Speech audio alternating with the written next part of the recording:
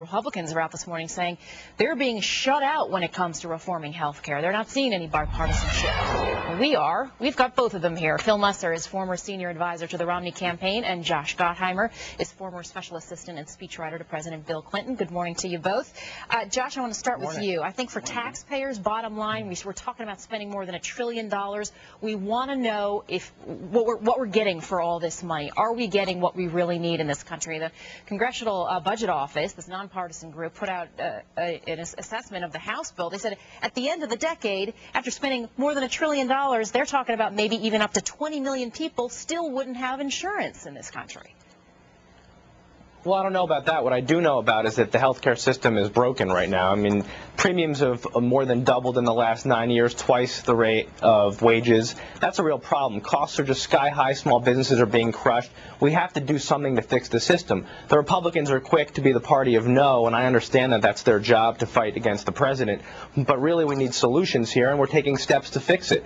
I mean, we cannot deal with these runaway costs. We need affordable, quality health insurance for all Americans, and that's what the president's moving toward. But, Phil, the plans that we're looking at today, these initial plans from a couple of different parties on both sides here, when I say a couple of different parties, I should say a couple of different organizations. We've got different committees that we're looking at here. Do they really, though, get to the root of the problem? Are we just adding more bloat and insuring more people? But are they really solving the problems that are out there in healthcare that need to be solved to get this thing under control?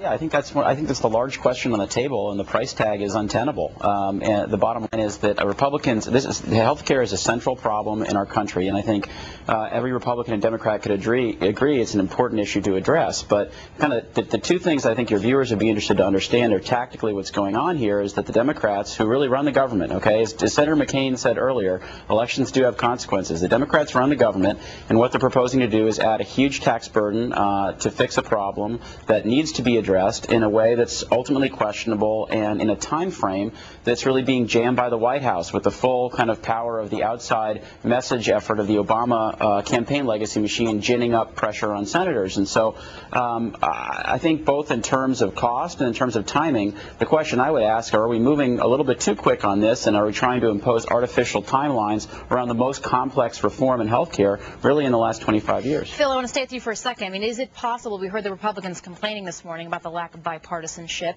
It's a good question, though. Is it possible to actually have bipartisanship on this thing?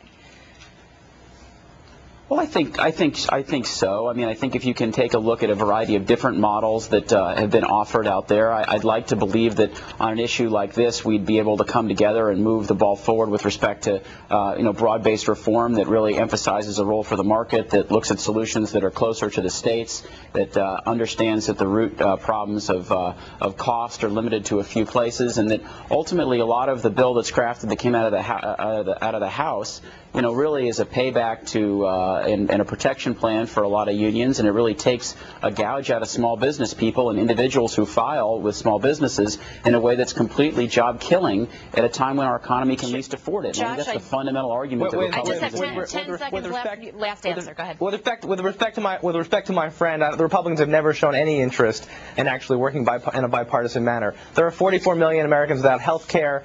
Premiums have more than doubled in the last 9 years. What's going on is untenable. We have to do something about this. We can't keep kicking this ball down the road. So I would say let's all get together and do something. Josh and Phil, we're going to have to leave it there. Thanks, guys. Former General Motors CEO Rick Wagoner is officially leaving the company on August 1st, but he is not going away empty-handed. His pension and benefits package worth more than $10 million